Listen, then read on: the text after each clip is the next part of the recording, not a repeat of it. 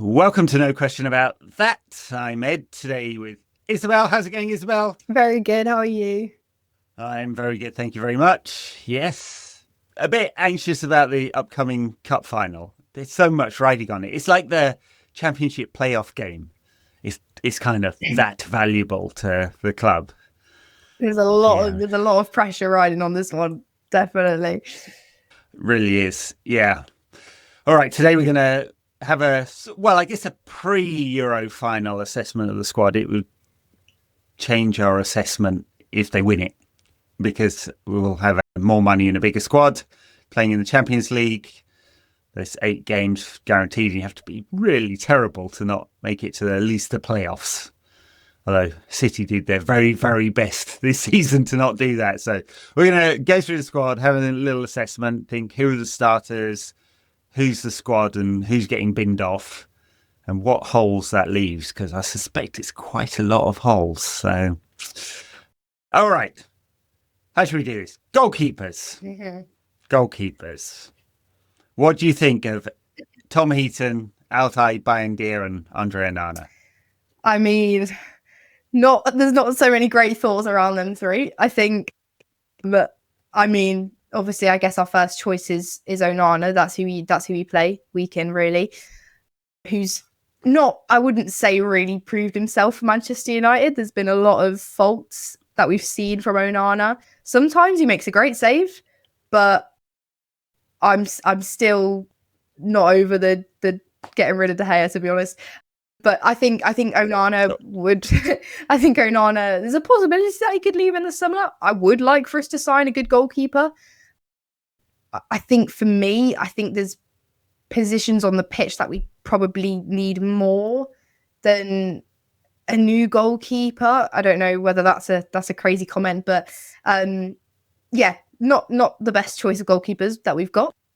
I'd bin them all, honestly. I mean, there's talk about Tom Heaton staying on as a coach, basically, or he's basically a coach now. He's a training keeper. Gets paid very well for it.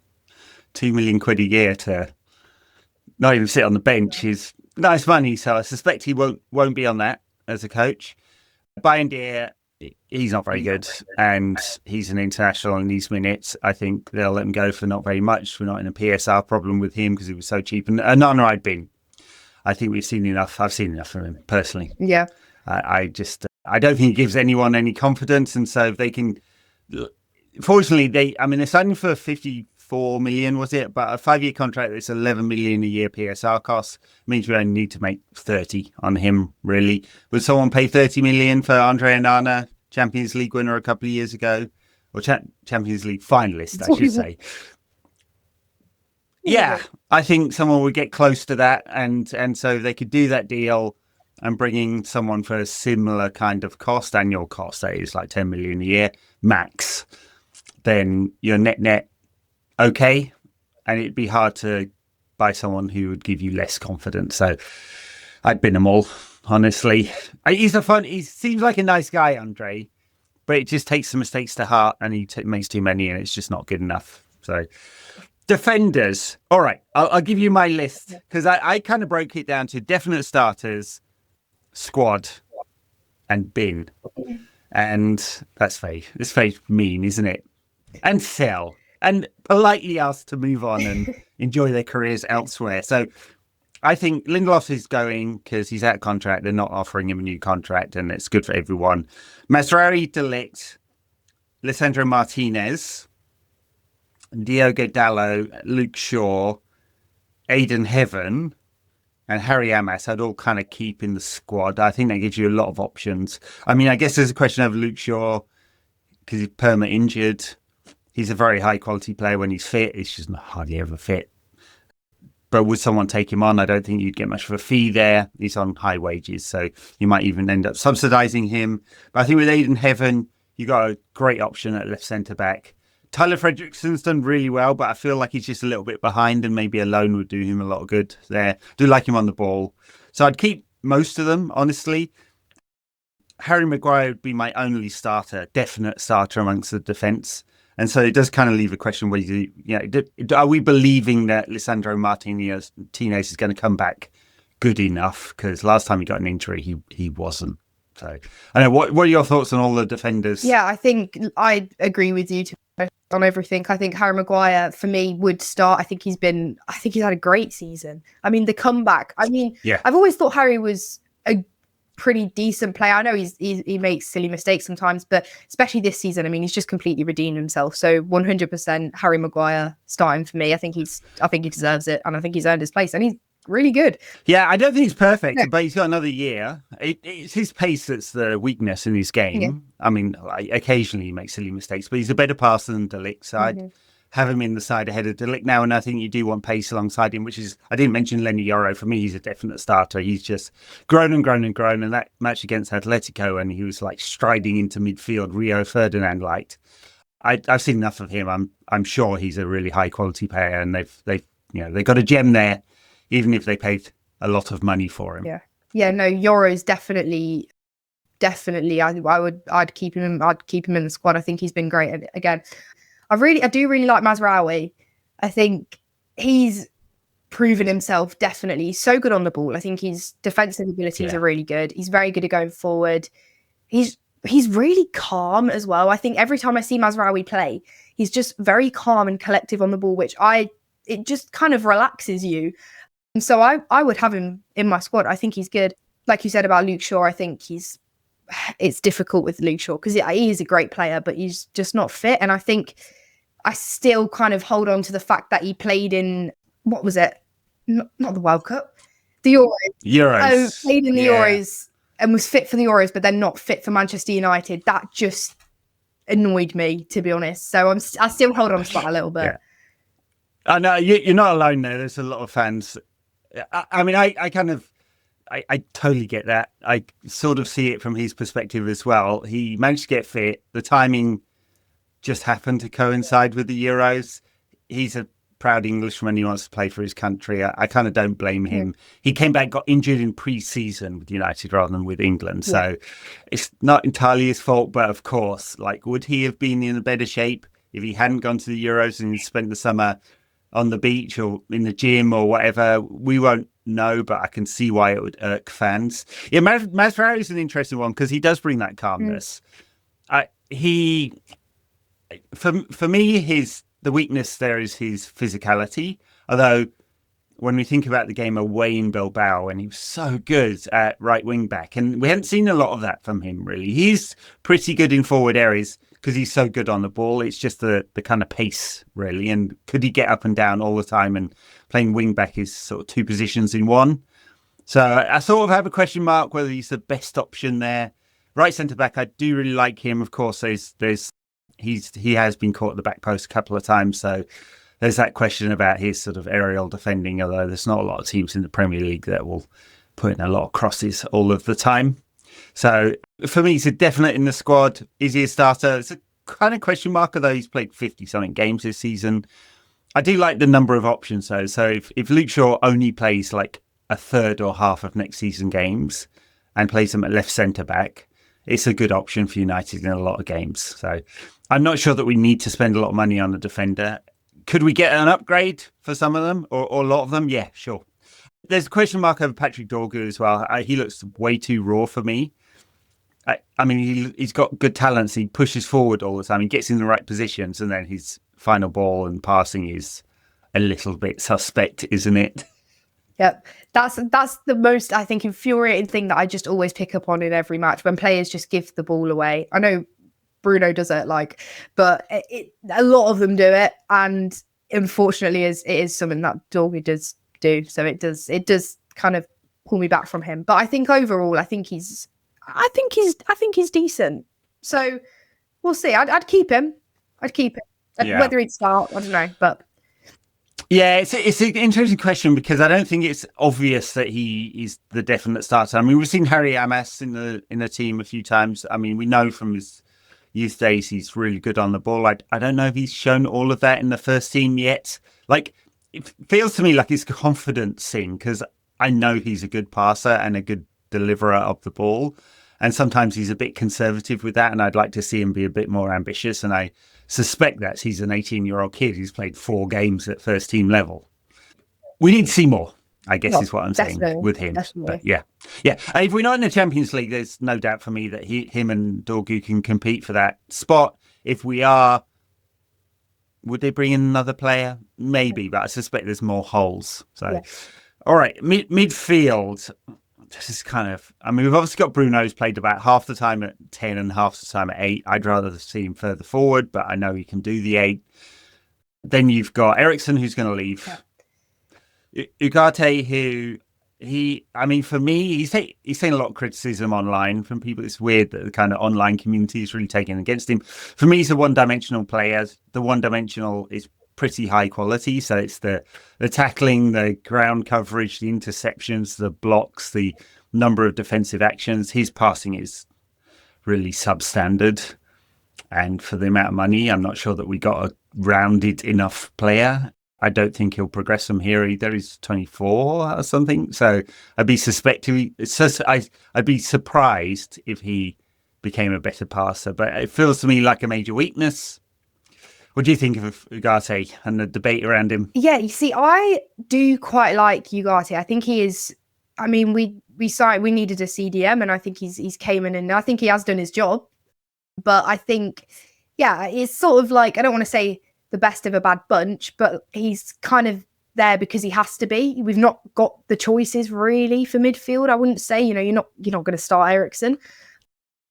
And with Mainey being injured, it was always really, Ugarte was always going to play in that midfield. But I mean, yeah, will he progress? Like you said, it's hard to say. It's hard to say. I hope he can. I think he's solid. So I don't want to say I'm happy with average players, but I'm okay with that. I think Ugarte staying, and if he does start, I'm okay with that. I'd say that. So yeah, I have him as a kind of one tick squad.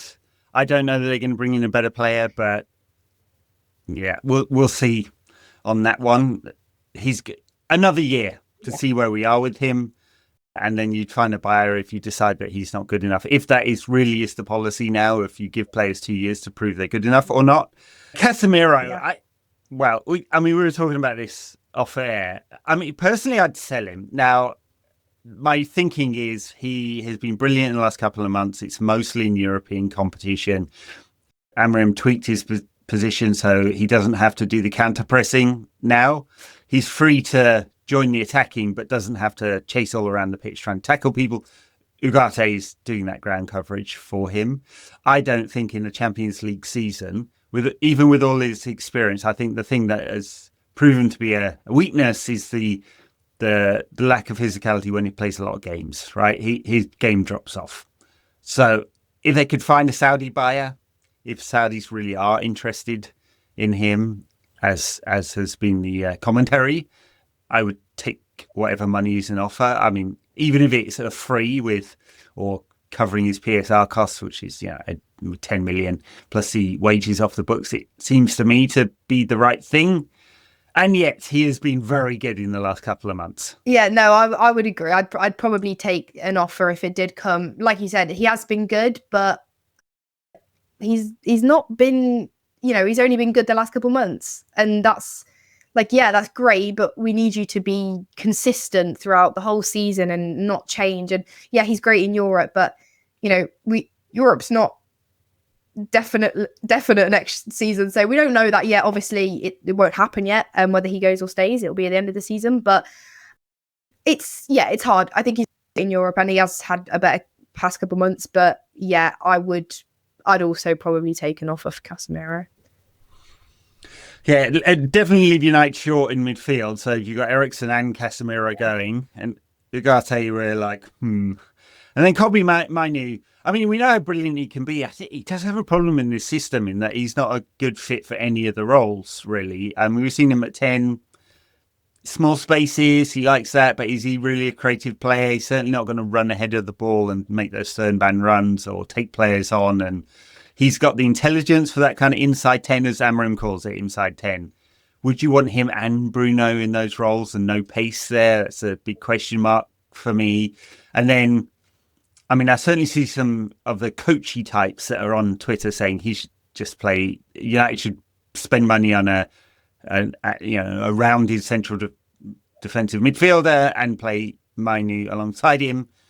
And then if you're going to do that, I think the weakness is progressive passing, right? He has to be braver on the ball and he has to make more passes and get the ball forward more often if he's going to do that. And then will he get around the pitch enough, right? Because you don't want him doing all that defensive work. So there's question marks for me. I mean, I think he can be a brilliant player, but he's got some progression to do. And this was a year of kind of going backwards, I guess. Not all his fault, mostly injury related, but he doesn't seem to have the full trust of Amorim. So what are your thoughts on Kobe? Yeah, no, I think definitely the injury has put him back a little bit, because we really started to see Kobe come into this amazing player at the end of last season and throughout the whole of last season. I do really like Kobe. I think, yes, he's not been amazing the past couple of times we've seen him, but I do think there's a really good player there. And like you said, we have seen it. I think he can link up well. I do think he's good on the ball, but like you said, he does have to progress, and he's still young, so hopefully there can be a bit of progression happening. But we'll see. I like Kobe. I'd be tempted to have him as a starter. I don't know whether that's naive of me, but I do like Kobe. But like you said, it's hard for him to perfectly fit into this Amorim system. So it's up to next season, really. We'll see how it plays out. I don't know. Yeah, I think he needs the right player alongside him. Yeah. I'm not sure if that's Ugarte or not. I kind of feel I mean, it could be wrong, right? Because you never know how players will progress, and sometimes they stall. And we've seen some players at United who've stalled. Of the rest of the midfielders, there just isn't anyone obvious, right? We're not missing anyone there. If I look at the under-21s, both the Fletcher brothers, I like the look of both of them. It sounds like a cruel thing, but I'd combine them together to make a better player, because you've got Jack and Tyler. One is a better passer and creative, and one's got a better engine. I don't know that they're ready for the first team. Yeah. I don't see anyone else like is obvious. So Sekou Kone looks incredibly raw to me. Some brilliant moments in the academy. Doesn't look first team ready to me at all. So I don't think there's an obvious like player coming out the under 21s or 23s or the academy yet. It means for me that has got to be. It's not priority number one, because priority number one's a striker. Yeah. But priority number two has got to be a central midfielder, because we're just desperately short. Because the other option is Toby Collier, he's proven to be quite injury prone and has barely had any football as a result. Nice player, never fit. Yeah. So it's a consistent theme of Man United. Yeah, it is. Yeah. I mean, funny, Amorim had a great record on injuries when he was at Sporting. Comes to United and everyone starts getting injured. Typical. I know. It's something in the water at Carrington, I think. Yeah. So for me, there's a big hole. It's with Eriksen and possibly Casemiro going, it's a big purchase of a very high quality midfielder. There's been talk of Ederson. I kind of like him. He's an all-rounder. I'd say he's very good at a lot of things and not brilliant at anything. Is that the right profile? I'd like someone who progresses the ball really well. If we're not going to get a real like an all-rounder defensive midfielder, if it's a more of attacking one, it's someone who can carry or progress it through passing, or both. So peak Frankie de Jong. He's not that player anymore. And so, old United would sign him now. Oh, yeah. I'm hoping that is not the case anymore. Yeah. Of the forwards, it's funny, we've got all these attacking players. Yep. And it's really only Bruno. You're like, yes, absolutely. And Ahmad, I guess. I think I went to the squad and I had Harry, Lenny Yoro, Ahmad and Bruno as my definite starters. And that's it. So does that mean Bruno and Ahmad would be my regular number 10s maybe? Or would Ahmad play at right wing back there? He made 2 mistakes at the weekend defensively in that position. Do we trust him to do the defensive bit, or do we think he's a forward? So what are your thoughts on all the forwards? Yeah, I'd agree. Bruno and Ahmad are probably my only certain ones. Bruno's been great. He's had a great season. I'd probably say player of the season, actually. I think he's been really good, and obviously just great at going forward. And it just contributes so much to the team. He's great. Obviously, we all know Bruno's good. I think Ahmad, I do prefer him more forward. I don't mind him in that right wing back position at all. I think we've seen him there before and he's done really well. But like you said, did make a couple of mistakes recently. But is that just because he's just come back and he's a little bit rusty maybe? I don't know. But I think Ahmad is a class player and I would like him in my squad wherever he plays. And I think he can play, he can play different positions. So I would definitely start Ahmad. I think he's great, 100%. He's had a couple of injuries this season. It's really his breakthrough season. He's done brilliantly. I'd like him to contribute a bit more. So he's got 10 goals and 8 assists this season in 40 games. I think he's got the quality to do more than that. I suspect he will. Yeah. And like he's kind of underperforming the metrics in a sense. Like some of them are great. The take-ons, the passes into the box, which is all very important. I like the fact that he commits other players and he's just prepared to run at them. Yeah, he's so direct. And take them on. Yeah, and it breaks up the opposition sort of defensive structure. Of the other attackers, I mean, I just question marks over all of them, honestly. Josh Zirkzee, I don't think he has grown into the season. He got injured at just the wrong time, just as he was like demonstrating some of his qualities. He's great on the ball. The ball sticks to him as well, which is like, when you compare him to Rasmus Højlund, it's a useful quality. You can fire it at him and he'll hold it up and he'll bring other people and play. He's got absolutely zero pace and he's never going to score many goals. And so I'm like, he's a number 10, but he's a squad number 10. Is that what we're saying? I mean, do you have hopes that it'll progress further than that? To be honest, I think Zirkzee's probably as good as he's going to get. I agree with what you said. I mean, he does bring others into play and he does hold the ball up better than Højlund, but I just there's not much there. When I'm watching Zirkzee, I don't think we've really seen sparks or anything. It's just, yeah. I had him as a squad player. Yeah. Honestly, if there was a 30 million offer, I'd be tempted to sell him. So because they activated that release clause, I don't think they'd have a problem making their PSR. I'd probably make a profit on him, to be honest. Yeah. So Alejandro Garnacho, I mean, he's deeply frustrating. Yeah. I mean, I've said this, I'm broken record, but he is alongside Lamine Yamal and Desiree Doué and Ryan Cherky, who United fans would murder their own family to get hold of, any of them, in terms of having double figures for assists and goals. Now, he's played a few more games than all those other players, so his conversion rate is quite low. He gets a lot of shots off. Yeah. He doesn't convert a high enough rate of them. And so that's the weakness. Personally, I think he's grown over the season and his performances have become better and more mature. He's making better decisions, but it's kind of, that's intermittent. There is a big question mark over him. I'd like to keep him. I could hear an argument if you got a 50 or 60 million pound offer and you could get a more well-rounded player in. Like Matthias Cunha will probably get double figures for goals and assists next season, assuming he's coming. Yeah. He's not the perfect player either, but he will put up good numbers. Like, it's a question mark. Like, would you be tempted with Alejandro? I would keep him. I think purely because I sort of feel like if we're going to sign a similar player with a similar profile, are they going to be better than Garnacho? That's the argument that I would say. And I'm not sure. You can't say if it's a yes or no, but I think Garnacho is a good player. I think he does need to score more goals and he needs to link up better with players. He's not quite there sometimes. And I think he is a bit greedy, which forwards are. It's, they want to score their own goals and that's absolutely fine. But I think he does make the wrong decisions quite a lot of the time. And that's where you have to think, well, what are you doing? You need to improve. And he's had his season where he's came off the bench and he did really well.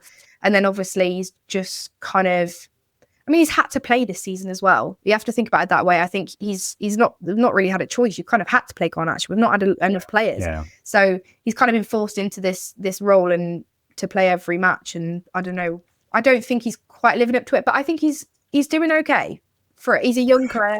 He's 20 years old. Yeah. Yeah.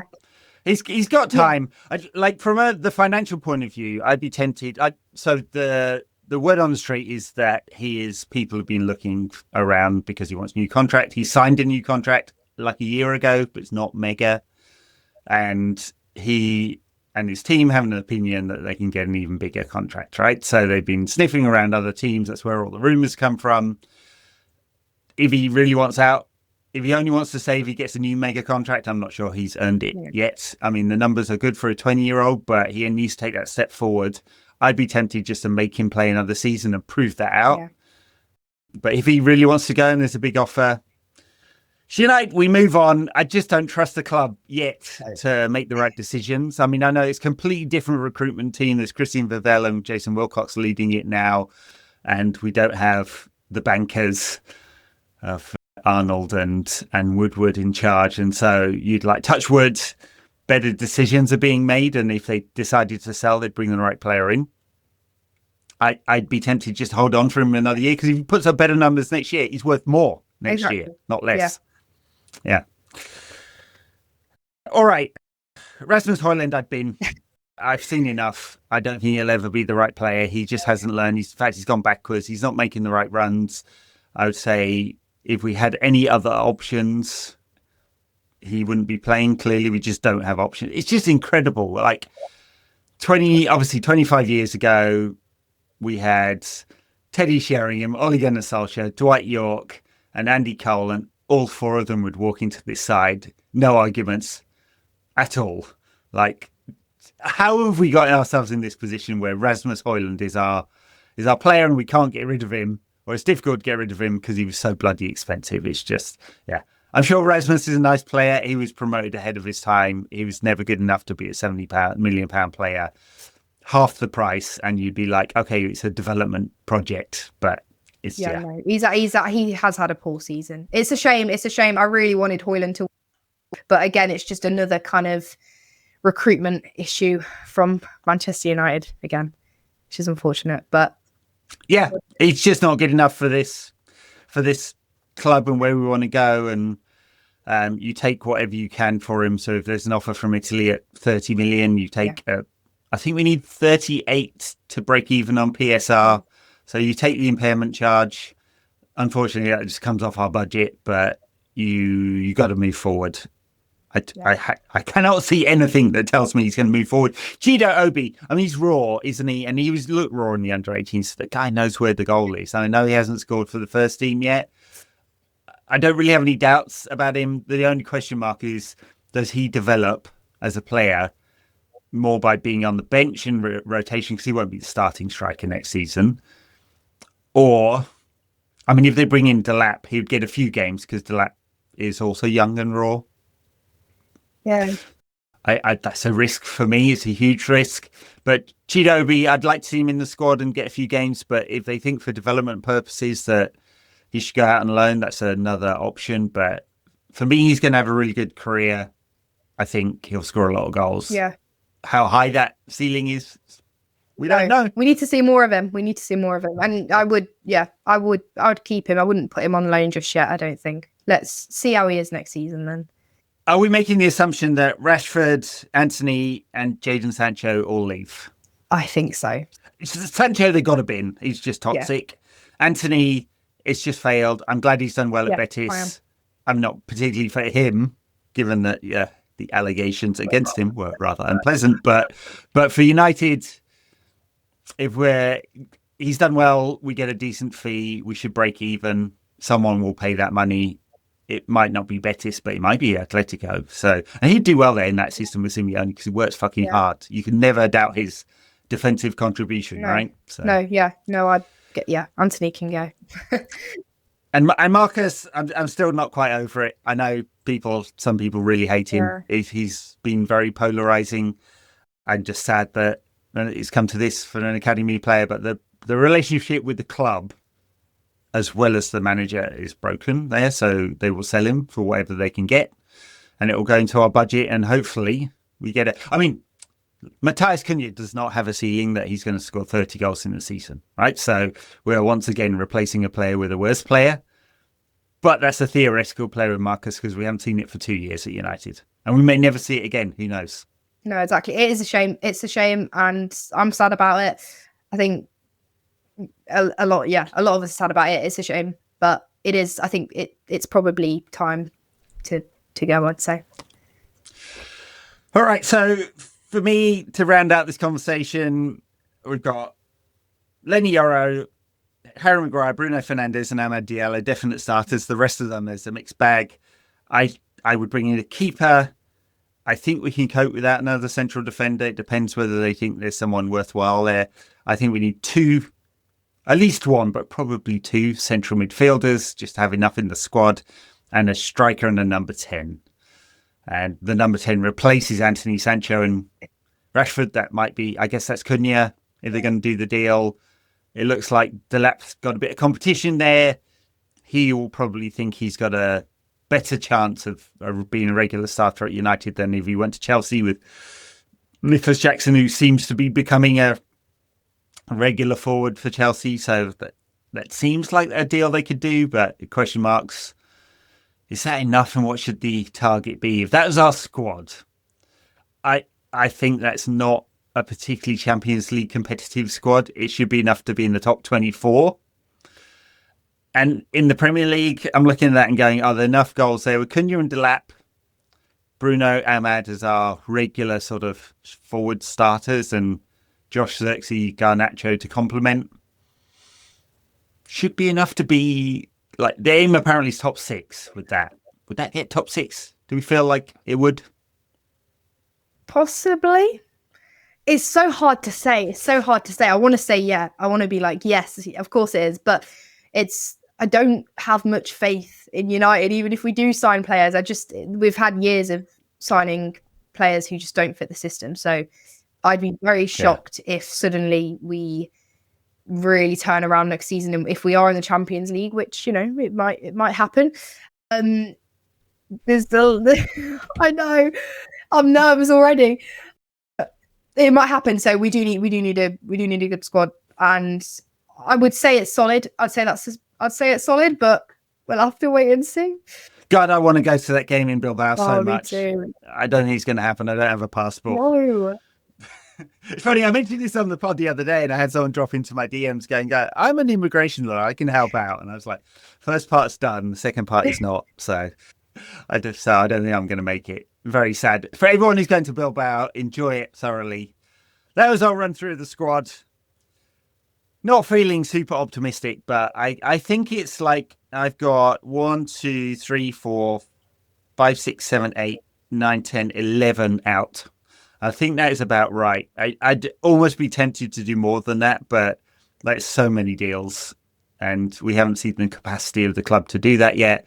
And I think it's 4 or 5 in complemented, 4 starters, 4 first team worthy players in, keeper, 2 midfielders or 1 midfielder, number 10 striker.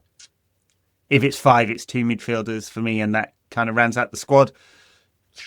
And then it's up to Ruben to pull these guys the fuck together, because he's right when he says he'll be gone. If the record is like this, he'll be out by the autumn. So. And we don't want that. Yeah. We just want a solid Man United team. Like, come on. For the love of God, chaps, pull it together. They can do it. Right, that was it. They can do it. Leave us a comment on the socials in the comments. If you're on YouTube, be polite, please. I keep having to delete people who are like just rude, misogynistic, or racist. Come on, stop it. Tell us what you'd keep in terms of your squad. We'd love to hear from you. And if you're on the apps, you can't do that, but you can on Spotify. So leave a comment on Spotify or a review, and a rating does help us. Isabel, you are at Talk About United on YouTube as well. Go check out Isabel's channel. And it's growing. Got more subscribers than we have over here. Well. Good for you. You'll make it there. You'll get that gold plate. How did you get 1 million subscribers, is it, for a gold one? I think so. Soon. Yeah. Soon. Yeah. All right. Will United win the league before you get to 1 million subscribers? Is the big question. We'll see.